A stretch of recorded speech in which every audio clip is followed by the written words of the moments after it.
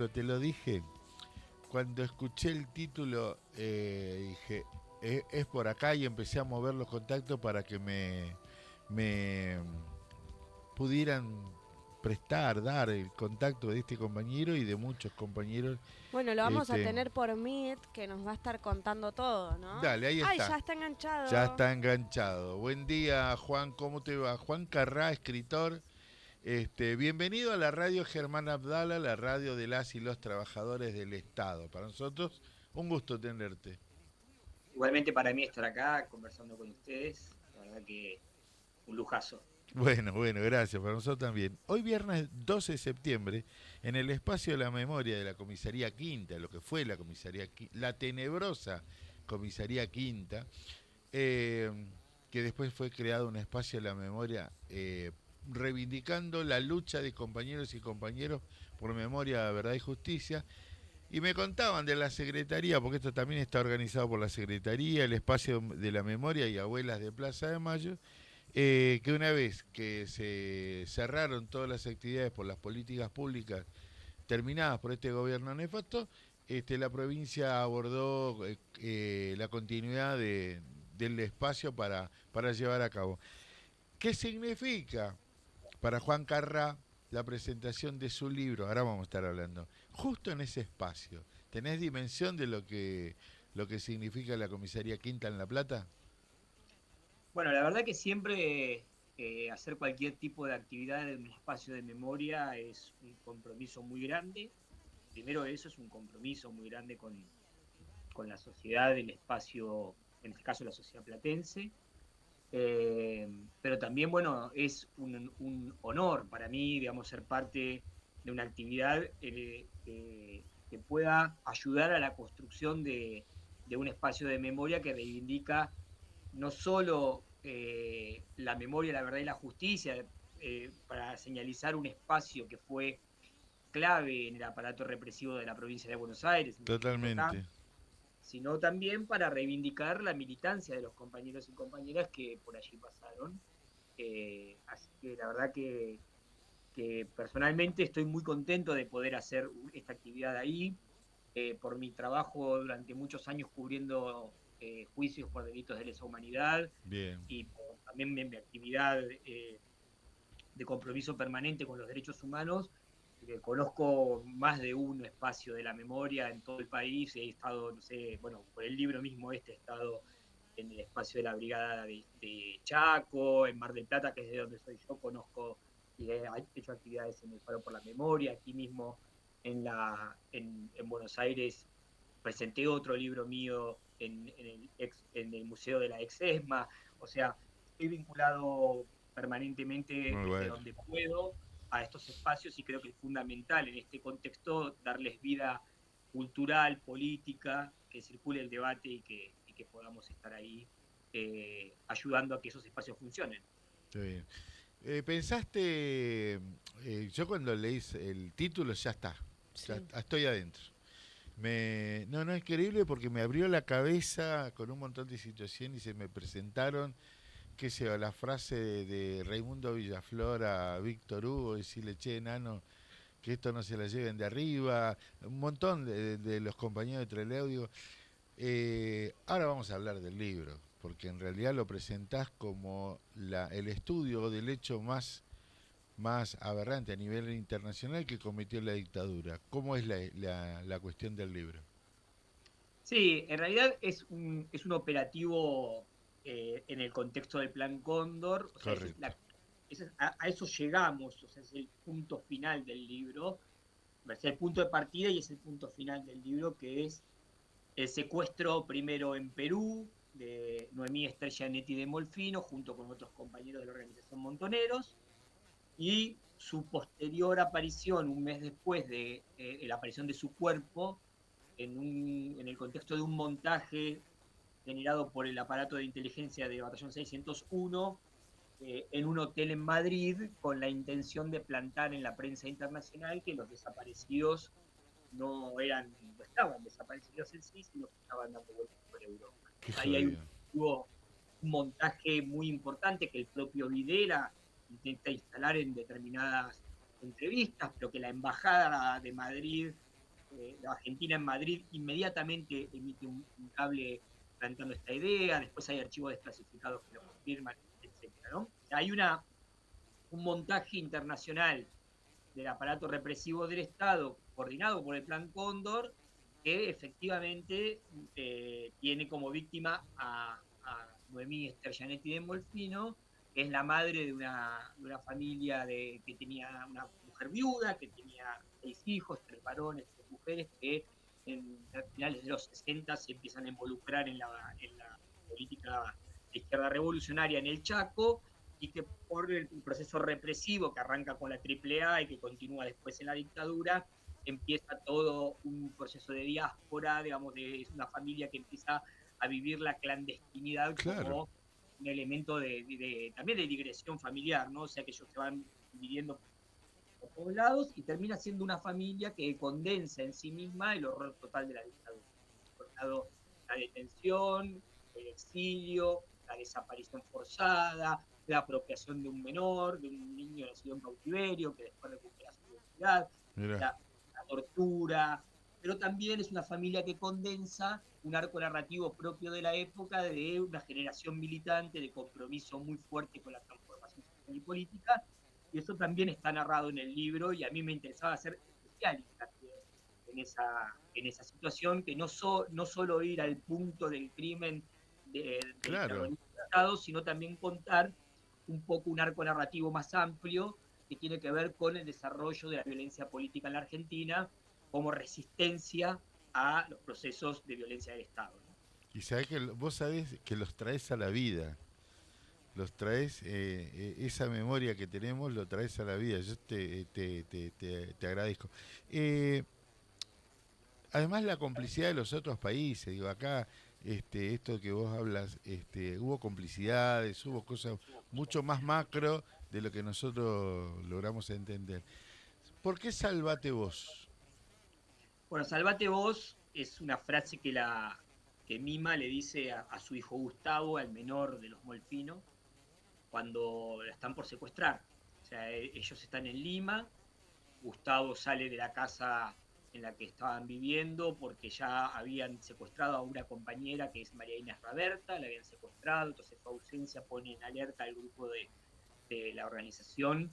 Entonces Gustavo sale a ver qué pasa en los alrededores de la casa, y en un momento cuando está volviendo para entrar otra vez, ve que la patota está rodeando la casa ahí en Calle Madrid, en pleno Miraflores, en Perú, ¿no? Entonces él va a un teléfono público que está en la esquina, desde donde puede tener contacto visual incluso con la ventana de su casa, y ahí la llama y le dice: mamá, está la casa rodeada, y Mima le dice: sí, sálvate vos que tenés toda la vida por delante.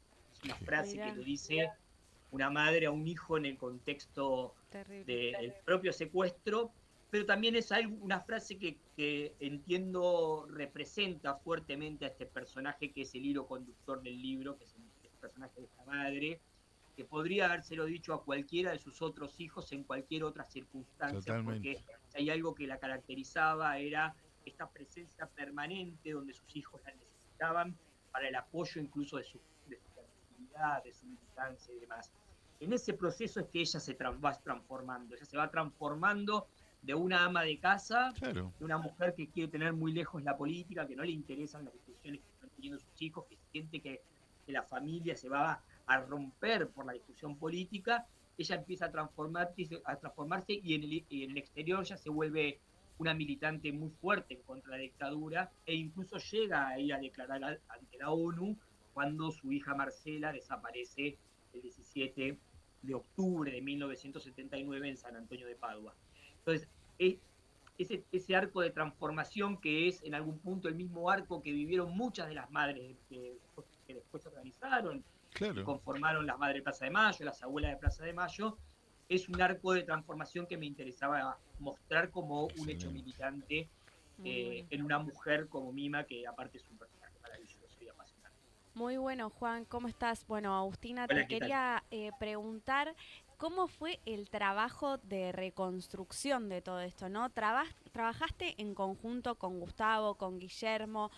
¿Fuiste a lugares? ¿Cómo fue todo ese proceso de armado, no? De Claro. juntar las piezas de la historia.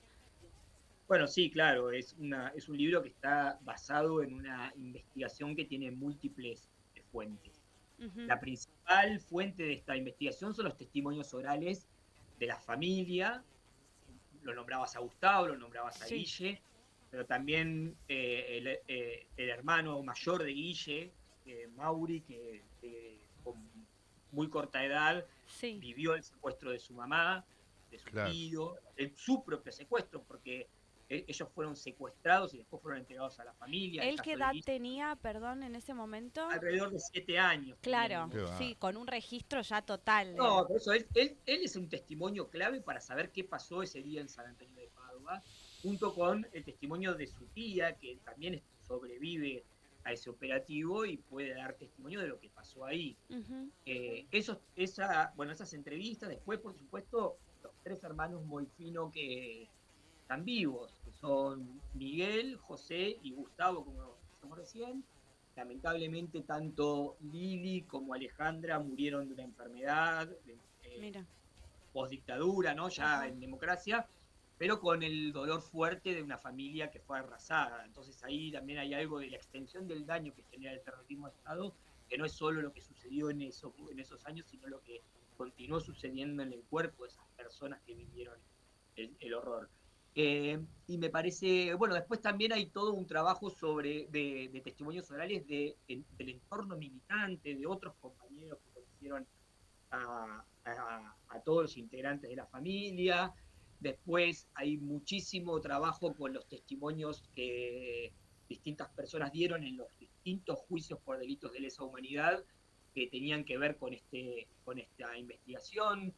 Hay trabajo de archivo en la hemeroteca argentina, pero también hice un trabajo en Lima, en Perú, en la hemeroteca de allá, para poder recopilar lo que se decía en los medios, sobre todo en uno de los medios de izquierda de Perú, que Ujú. tuvo una cobertura minuciosa de los secuestros. Ah, Hay un trabajo fuerte sobre la documentación de archivos desclasificados, de los archivos de la embajada, también con algunos libros que ya habían tocado de manera puntual, algunos temas de esta historia, por ejemplo, Asesinos sin Fronteras del Negro Dualde y Muerte en el Pentagonito de un autor que se llama Uceda, Ricardo Uceda, un peruano, que accede al testimonio de un militar que participó en la patota conjunta de peruanos y argentinos que secuestró a los montoneros allá en Perú en el año 80.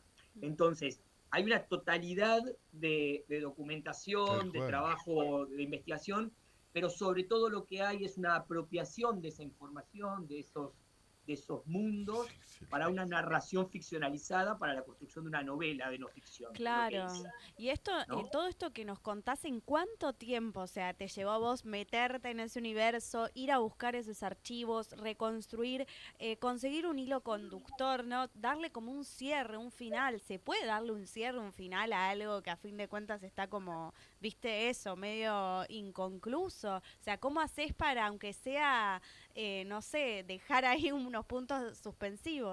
Tal cual.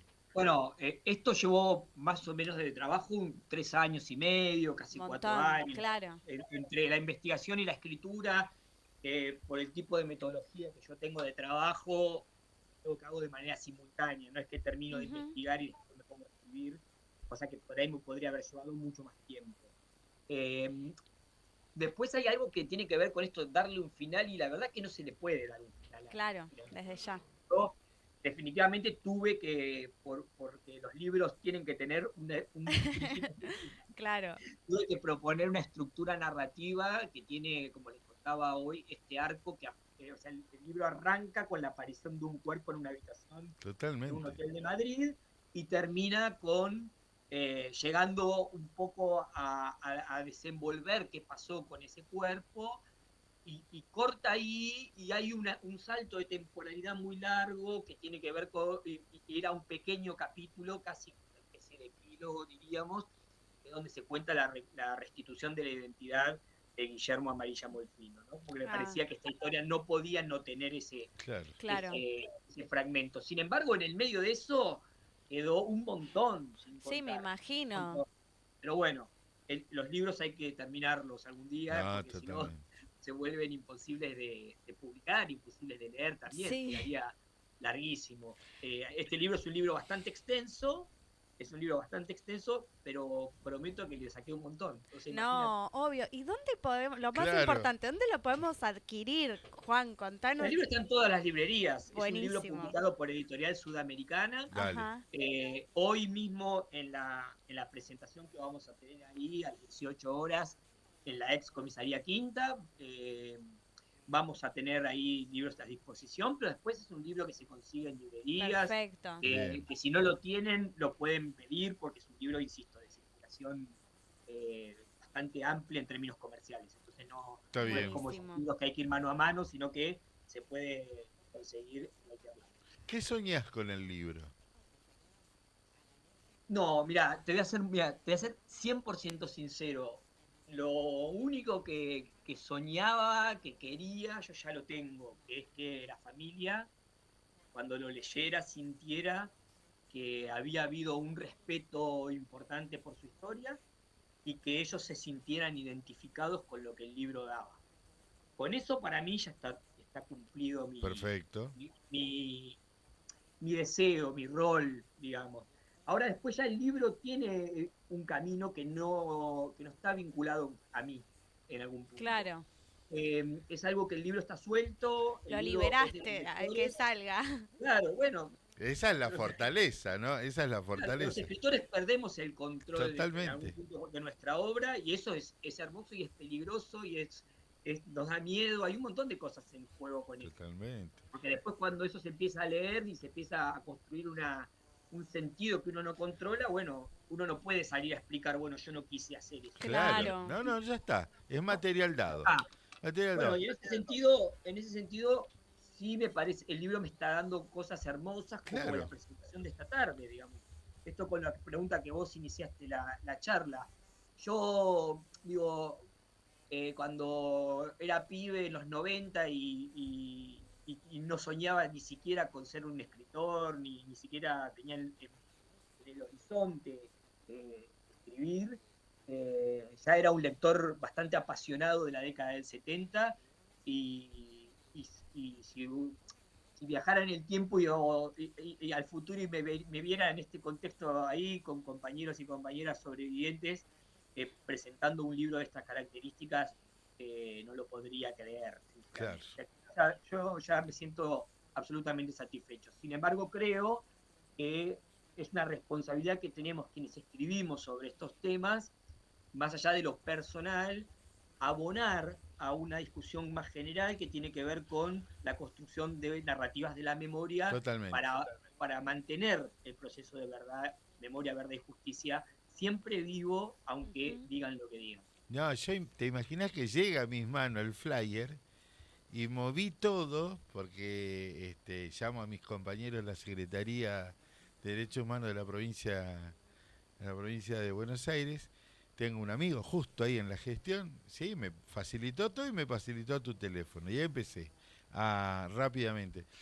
Yo cuando te pregunto qué soñás con este libro, yo me lo imagino primero, y esto ya es un diálogo, no es una pregunta, sino que Ujú. es un diálogo que necesitamos tener más herramientas que nos traigan esos nombres de compañeros, compañeras, hijes que todavía estamos buscando, que es una forma de volverlos a la vida, pero que sea material de circulación, como decía cuando Eliseo Verón era del campo popular y decía que circule, como Rodolfo, ¿viste? Que circule, que después habrá anotaciones al pie, marcarán líneas y reescribirán tu texto, que me parece que es lo más lindo, agarrar tu libro, Salvate vos y empiecen a ver porque además dentro del libro hay otros libros, entonces esta transformación de la mamá, Totalmente. entonces me gustaría que alguien un día te lleve, firmame este libro y vos veas que esté todo escrito, rayado, Sí, sí, sí. resaltado. cuando pasa eso es hermoso. Ya han venido, bueno, la devolución que uno tiene de los lectores siempre es hermosa, Claro, cuando, incluso en la disidencia, en el diálogo respetuoso, es hermoso eso. Cuando uno puede, hoy para quienes escribimos es mucho más simple vincularse con el lector por las redes sociales, ¿no? sí, Claro. Como antes uno compraba un libro, leía y el vínculo con el autor era absolutamente lejano, quizás ibas a una presentación, en alguna feria del libro, pero en la lejano, librería, ahí tenías lejano. alguna conversación. Ahora hay una especie de intercambio en las redes, la gente se anima mucho a eso, y con este libro yo realmente a veces me llegan mensajes que ni los veo, o sea, que otra persona lo ve y me dice, mirá lo que postearon y lo que estoy Qué buen punto encontrando, ese. ¿cómo? Qué buen punto ese. Claro, porque ahí hay algo que es muy interesante, que empiezo a encontrar a mucha gente militante de la época que se siente identificada con cómo está narrada la propia época, ¿no? Como que dice, mira, se pueden sentir adentro de ese mundo. Y eso es espectacular porque para alguien que yo no viví esa época con mi Claro, militancia. Yo fue posterior, yo nací en el 78, o sea, no, no tengo un registro real de cómo fue la época. Ese registro es a partir de lo que me cuentan a mí aquellos que militaron y después también lo que nos ha dado la literatura de la época. Hay mucho libro muy bueno que ha ido construyendo una posibilidad de pensar la época desde la militancia. Pienso en los 3 tomos de la voluntad, pienso en novelas como, no sé, Los compañeros de Rolo 10. Hay un montón de textos. Bueno, en su momento, Recuerdo de la muerte. oh, Bueno, muy recientemente un libro que tiene mucho que ver con La Plata, que son las memorias de Milce Moller, contadas en textos que tuve la oportunidad, el placer y el honor de haber trabajado con ella en el proceso de ese libro. Entonces también uno se va embebiendo del relato de los compañeros que vivieron esa época y claro. también uno va aportando una mirada crítica de distancia. Y eso aporta algo nuevo también a revitalizar la narrativa, a discutir la época. Porque me parece que tampoco está bueno seguir manteniendo cristalizados algunos discursos Por que su impiden visitar los 70 con una brillante. mirada crítica, pero reivindicativa a la vez de la militancia revolucionaria. Excelente, excelente. Dos reconocimientos entonces. Que surge esta entrevista es un reconocimiento porque los trabajadores, sobre todo los trabajadores estatales, tuvieron mucho, mucho, mucho muerto, desaparecido, perseguido.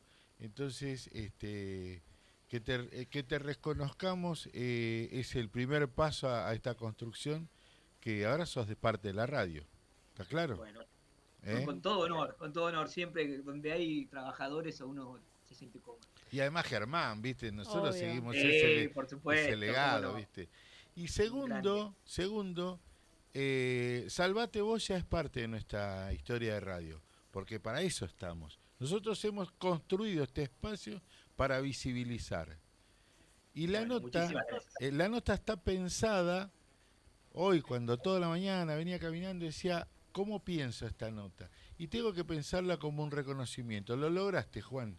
Nosotros Bueno, me alegro. reconocemos porque a partir de ahora yo hoy vi una cosita como una especie de slide, se llama, en Google Libros está, Sí, sí, sí, claro.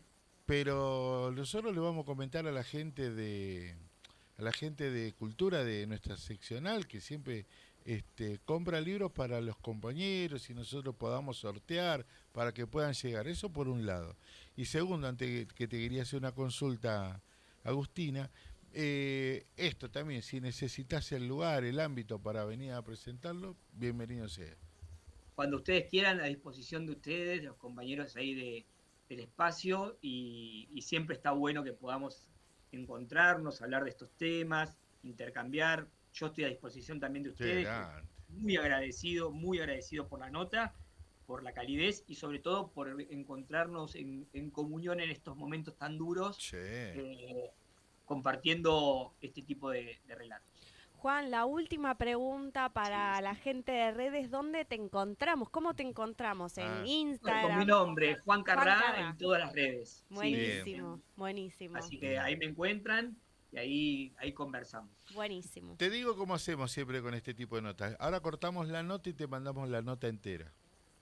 Perfecto. Después, mi compañera Camila hace un posteo en las redes de esta entrevista, Esta nota. linkeándola con la nota y arrobándote para que te vean en tus redes. Perfecto. Eso Ahí la es, espero e iremos difundiendo también todo el trabajo de ustedes. por supuesto, Buenísimo. pues esa es la red más económica. Te nombro, me nombrás, te difundo, Obvio. me difundís, te comparto, me compartís. Juan Carrá, para esta radio, para este programa, para este colectivo, es un honor que hayas compartido este tiempo con nosotros y hacemos todo lo posible para estar acompañándote esta tarde.